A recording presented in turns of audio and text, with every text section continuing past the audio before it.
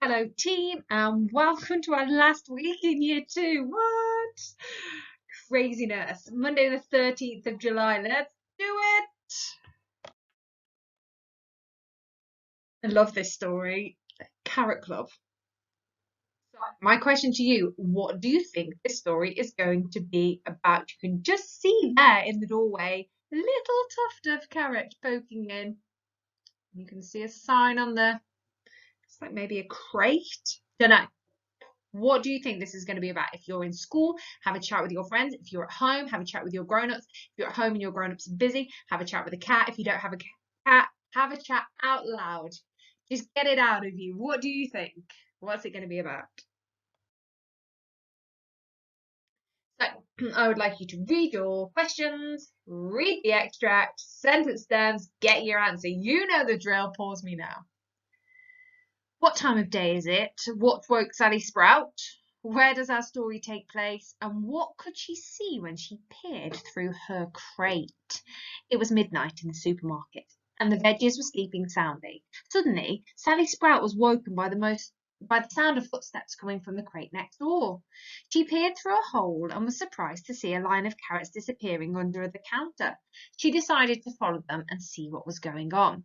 So what time of day is it? You can see here it tells you exactly what. Now you can tell by looking out, the moon's up, the stars are out, but it tells you specifically. It was midnight. When is midnight? Midnight's at night time, isn't it? So what time of day is it? It was night time. It was midnight. If you want to add that extra detail, I'd love it. What woke Sally Sprout? So, and the veggies were sleeping soundly. Suddenly, that word there tells us there's something different. Sally Sprout was awoken. Here we go. Here's our answer. It was woken by the sound of footsteps coming from the crate next door. Where does our story take place? It was midnight. Where was it? It was in the supermarket. And what could she see when she peered through her crate? So here, she peered through a hole in the crate. She was surprised to see, so it was a surprising thing. What could she see? She could see a line of carrots disappearing under the counter. Questions, extracts, sentence stems, answers, pause me now. Where does Sally follow the carrots to? Who answers the door? And why is he confused? Sally saw a cupboard. No, didn't say a cupboard. Sally saw a cardboard box with a door cut into the side. She knocked on the door and it was answered by a confused-looking carrot named Clive.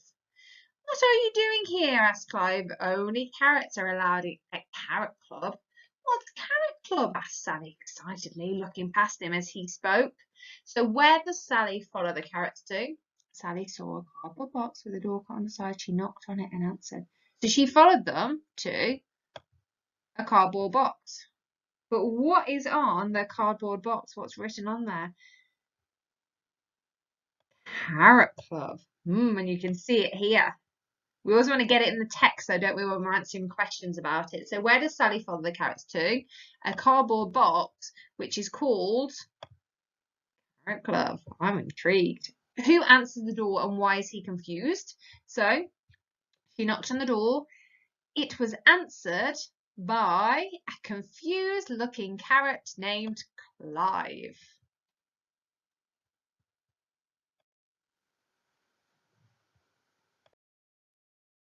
Questions, read extracts, sentence stems, and then your answers, please. Pause me now. So what exciting things happen at Carrot Club? Why doesn't Clive Carrot let Sally in? And do you think Clive is kind? You're not going to find the answer in there. It's your opinion. In the background, Sally could see a pool table and a hoop for playing their favourite ball game, Vegetable. You get it? Vegetable. Some carrots were bouncing on space hoppers. Some were doing, I like that too much. Some were doing karate and others were relaxing on puffy sofas. Oh, I'm sorry, said Clive. You'll have to go. Sprouts are boring and definitely not cool enough to come to Carrot Club. Only carrots are allowed at Carrot Club, he repeated. So what exciting things happen? Mrs. Upton liked this one. So they could see a pool table so they can play pool. A hoop for playing their favourite ball game, Vegetable. They had space hoppers for hopping on. They had karaoke. Did I call that karate? Sorry guys if I did. And they were relaxing on puffy sofas. So there's lots of exciting things. Why doesn't Clive let Sally Sprout in? You definitely. Oh no, you're not cool enough to come in. Oh, and there's two reasons. So she's not cool enough, and only carrots are allowed at Carrot Club. And my question to you is, do you think Clive is kind, and that's your opinion? And as long as there's something that you can say, yes, I think Clive is kind because, or no, it isn't. Now, some of you might want to say, yeah, I think Clive's kind because he's keeping all the carrots safe inside and making sure nobody else gets in. I'm not sure I'd agree. But that would be your reason, and you're entitled to that reason. Do I think that Clive Carrot is kind? No, because he's using a judgment of whether you are cool enough to be in Carrot Club. It's like us standing at the door of Team 2 and going, right, who are we going to have in here? Only people that we think are cool enough. Ugh, I would not want to be in a carrot club like that. And the second rule, they've decided that only carrots are allowed. Even if you're not cool and you're a carrot, you're allowed in. Craziness. Craziness. I want to know what you think of Clive. What you're thinking about him.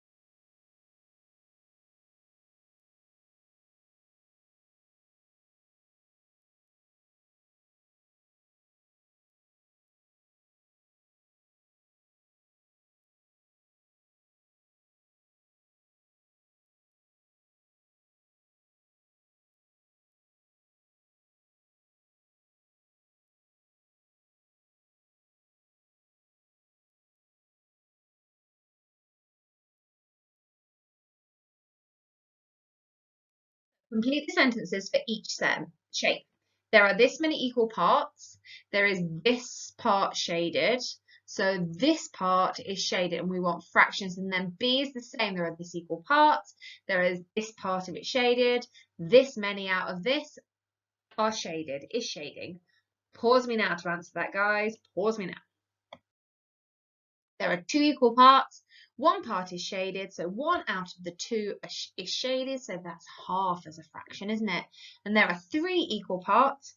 There is 1 part shaded, so 1 out of the 3, I want to say are. No, because it's 1 out of the 3. That 1 is shaded, yeah. Well done, that's correct. There are how many equal parts? How many strawberries? So pop your number in the box. There is this part circled. So how many have been circled? So as a fraction, how many are circled out of how many strawberries altogether? Number 3, tick the shape that has half shaded. So it's what's really important about fractions. It's super duper important that it's fair, that we don't make anybody cry. Because if I don't get the right amount, it makes me cry. So it's really important to tick the shape when nobody is going to be crying. Nobody has a slither while somebody else has loads. Okay, so have a good look and think about that. And then again, tick the shape that has 1/3 shaded. And what's really important when you're doing fractions, you have to make sure that what? So which one is going to make sure that nobody cries? Pause me now. You can see there are 4 equal parts. There is 1 part circled. So 1 out of the 4 is circled. And what do we call that fraction? If we're not saying 1 out of 4, we call it a quarter. Then tick the shape that has half shaded. Nobody is crying in that one. I get the same as Mrs. Statham. We are equal there, so that's fine. And then tick the shape that has 1/3 shaded. Has to be super equal. Nobody is crying there, and that is the bottom one. Okay, tick the shapes that have a quarter, 1 quarter shaded, 1 out of the 4. What is really important when you are thinking about fractions? You really need to make sure that nobody won. So have a look at them. And 6 is the same. Write what fraction of each shape is shaded. So how many pieces are there? And how many of those pieces are coloured in? Put your number that you've coloured in on the top. How many pieces at the bottom? How many pieces are there? How many pieces at the bottom? How many shaded in? Put that answer at the top. How many pieces are there? How many shaded in? Put it at the top. What's the same about the fractions and what's different about them? Pause me now. So you can see number 5, it's the top one because all those pieces are exactly the same. The circle has been unfairly divided out, and on the long thin one, using some rectangles, some of the first rectangle has been chopped off, so it's not fair. Then you can see here, we've got half, a third, and a quarter. So what is the same about them? They all have the same amount, the same number coloured in, don't they? They all have 1 piece of their fraction coloured in. What's different about them? They all have a different number that they've been divided into. So it's all the same shape. They are all exactly the same size rectangle. They've just been cut into different amounts. And then 1 piece of each one has been coloured. Okay, so here are some fractions. You've got to tick all of the unit fractions. So they're the fractions that have a number 1 at the top. And then have a look at your answers with a partner. And can you think of any more? And then number 8, match the objects to the fractions. So you've got to have a look how many there are all together, and then how many are within the circle, and then match them up. Now, if you don't have this sheet, you're going to have to write down which ones, okay? So you can draw the picture, and then next to that picture you can put what fraction is being represented. So written down in your book, you should have those unit fractions, and then drawn in your book, next to the pencils, you can see that there are 3 groups, and 1 of those groups have been circled. You can see on the chairs, there are 4 groups, and 1 of those chairs have been circled. You can see on the, I think, cuboids, they're in groups of 2, and there are 5 groups of 2, and 1 of those groups have been circled. And then you can see there, they're trying to trick us a bit with those rubbers, aren't they? They've got 6 rubbers and they've been split into 2 groups, and one of those groups have been circled.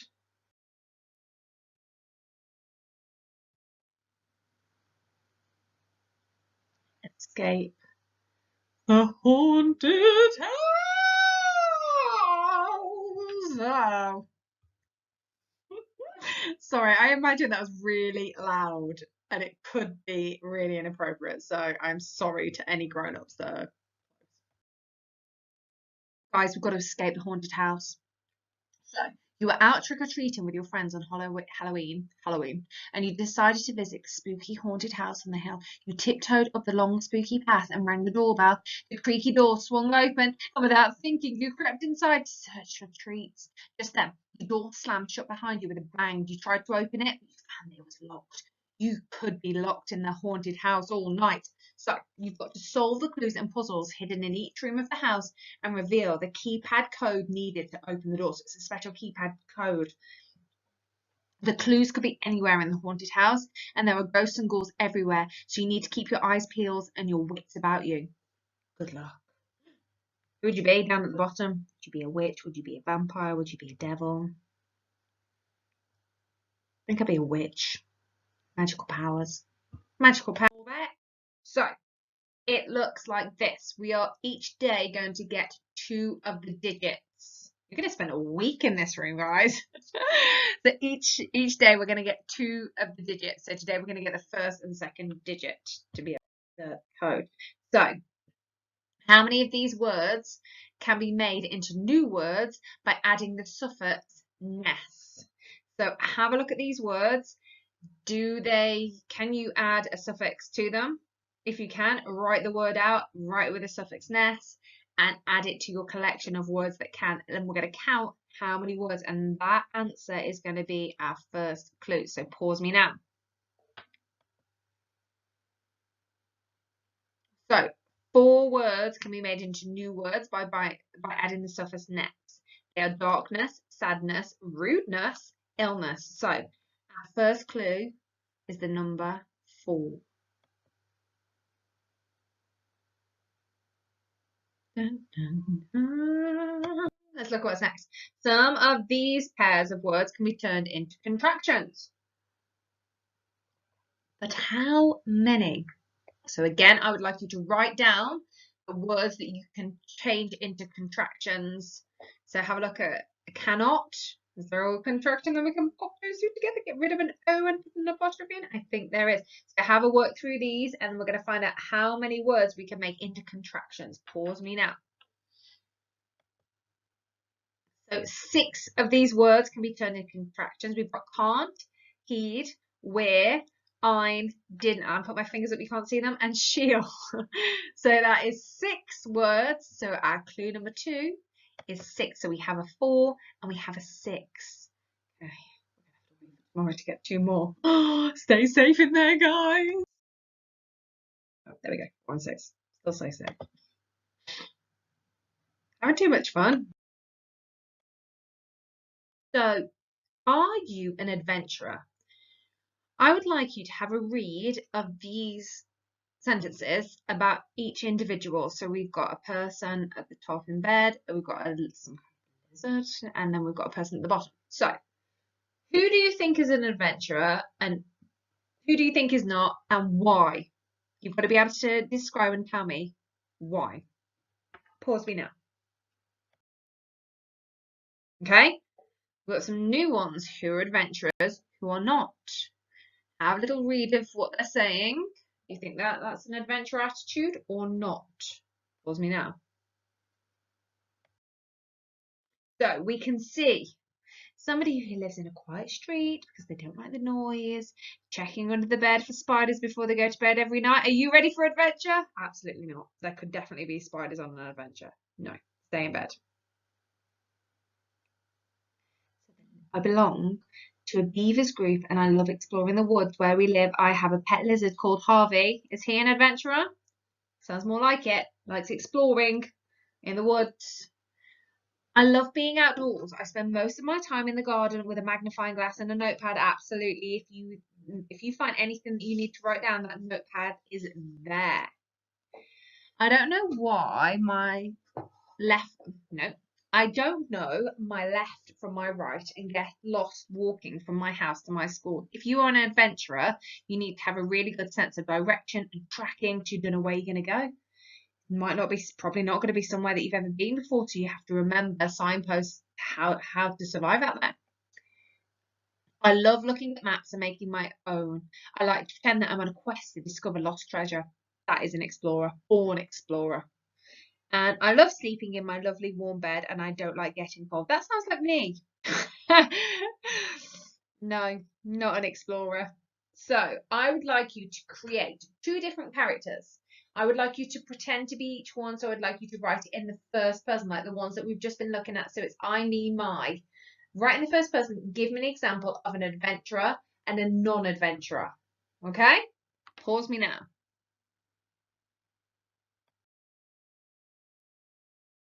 Now, our connected curriculum, I'm going to give you some of the Brayton Millions. I want to call them millenniums again. Millions. The Brayton Millions ideas. And then I'm going to give you a few extra ideas as well. So if you've done them or you're thinking, I'd like something different to do, hopefully there's going to be something in here for you guys. We need to be looking at weather. Oh, disappeared. We need to be looking at weather. So I thought it might be interesting to have a little look through these slides on weather and some activities that we might be able to do. So I'd like you to have a think about what the word weather means, what different types of weather there are, what is the weather like today, and how do you know? What are your clues, like in guided reading, looking for the clues? What are the clues to the weather? What kind of weather is it? How will you find out about what the weather will be like tomorrow? So pause me now to have a think or a discussion about those questions. So the different weather, we have sunny, windy, rainy, we have sunny intervals, thunderstorms, and weather forecasts. So I thought it might be exciting if you pretended to be a weatherman or a weatherwoman, and you can talk us through what today is. So when they go to the weather, they go, thanks, Jane. Thanks for handing over to me there, Jane. Now, I'd like to talk to you about the weather.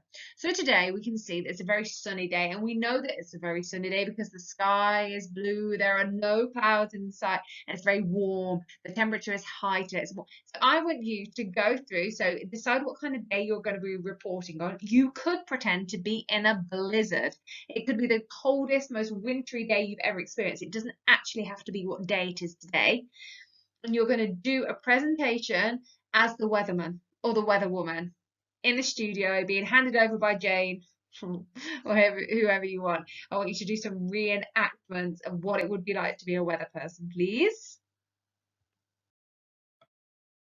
I've just had a mare. I don't know if you've got what I've just done or whether it's been re-recorded over. I don't know, but I've tried to highlight and click and it hasn't worked. So I'm going to start.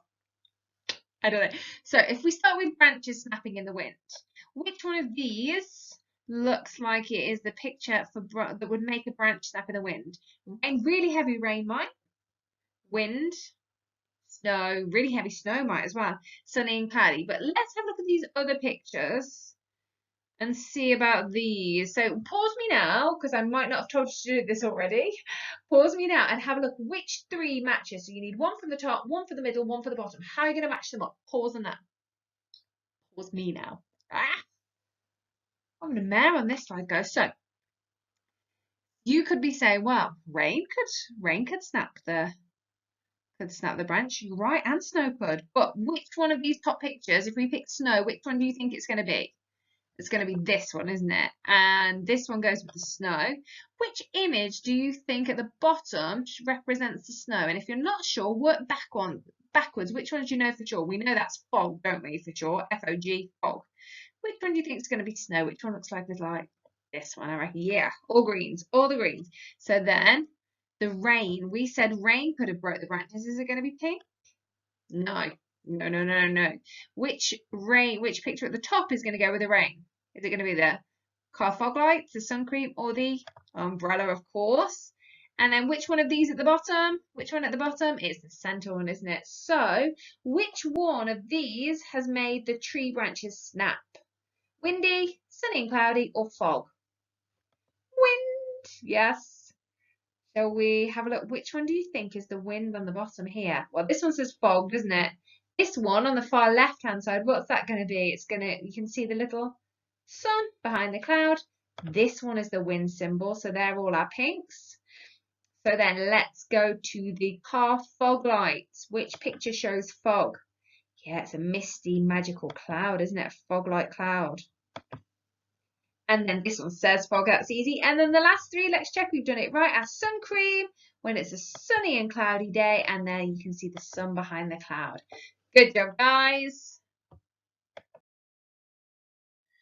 Now, how might we measure the weather? That's a question for us, isn't it? How might we measure the weather? That's a tongue twister. So in the pack, on the Monday pack, I have put together some little ideas for creating your own weather measuring devices. Now, if you're in school, I'm not sure what you can and cannot access. I'm hoping a little cup and maybe some twigs. I was thinking maybe you might be able to use twigs from the wild area, from the forest area, to put all that together. I was hoping maybe you might be able to make a wind measure at least. Maybe if you're at home, you might be able to make a water measure. I know Mrs. Mullen has set that as one of your challenges. We did see a couple. If you've already done that, you obviously don't need to do it again because you'll have one in the garden. But if you can show me some of your results, because we've had some fierce rain, haven't we?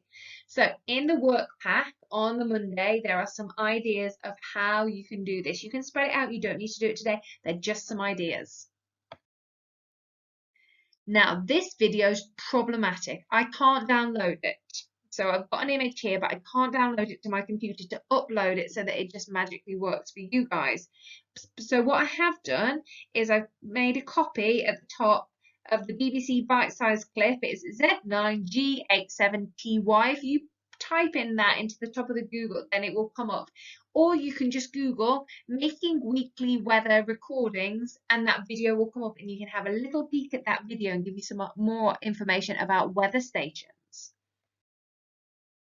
And this is what they would look like. Now, the thermometer, we can't make thermometers, but if you're in school, there might be a thermometer that you're able to put outside. We had one in our classroom for a little while, didn't we?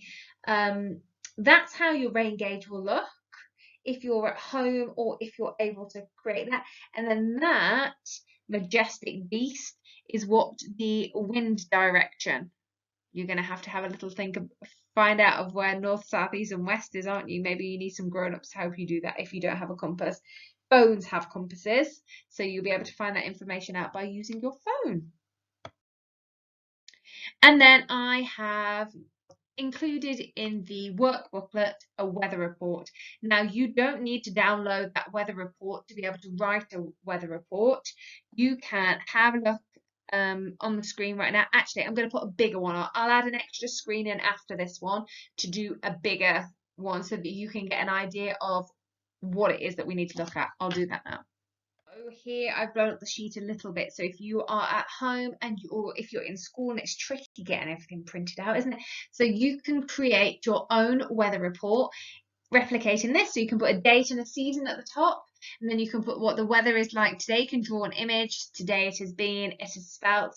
So there's some words underneath that you can use to include that, and then you can create yourself a little weather chart. And every day when you come into school or when you wake up in the morning or before you go to bed in the evening, you can create your own little weather chart, and we can keep a tab of what the weather's like. Now, you might not be able to do the temperature, you might not be able to do the rainfall, you might not, whichever it is that you have made and created to be able to record, then you can fill that in. You can also talk about, you can do the little symbols if you wanted to. So on the Monday workbook, there's the little symbols that you can use. So you can make it and add to it however you want, but it would be lovely to be able to see a weather chart where I can see a real clear picture of what the weather has been like. So the little weather report that we did at the beginning of this, I wonder how much more information we've got and that we feel like we've learned about being a weather reporter. I wonder if we can do a week's weather report. So have a look at your little table of results that you've been keeping, and you can do a reflective. This week, the weather has been, and you can take us through each day and talk to us about the different things that you know and that you've recorded about each day's weather. I would love to see some videos. I'd love to see your charts. However you do it, I would love to see your weather reports for a week. And then the next few slides are the slides that we had before on the CC stuff. I know you've started to work your way through some of these, but I know there's still some activities that some of you haven't worked your way through yet. So I thought, you know what, I'm just going to keep all this together, and then it's a pick and choose what it is that you'd like to do, isn't it? So here is the time capsule where you can create a news report about your experience of lockdown. You could do a diary entry. You could also do a diary entry if you're in school now. If I know things are changing all the time, so you might have a different diary that you could write in now. These are some little things that we talked about. Now more and more of you are coming back into school, so this might not be as appropriate, but still some of you are at home, so you might like to do this. This is the pen pal option, which I thought was a fabulous idea. You could really make somebody's heart sing, couldn't you, with this one? Then we've got the little book of lockdown. So we're doing the digital book in school, aren't we? So how are you guys getting on with that one? Have we got any information that you want to forward on to me? Because I'd love to see that. And then this is our connected curriculum menu challenge board, and I know that some of you guys in school have been starting to work on this, and it has been fabulous. Mrs. Statham and Miss Budden have been talking about all the beautiful things that you're doing, and I'm very impressed, very, very impressed. So I thought I'd pop this on here as well in case there's anything in there you want to keep on beavering away with. Good job, guys.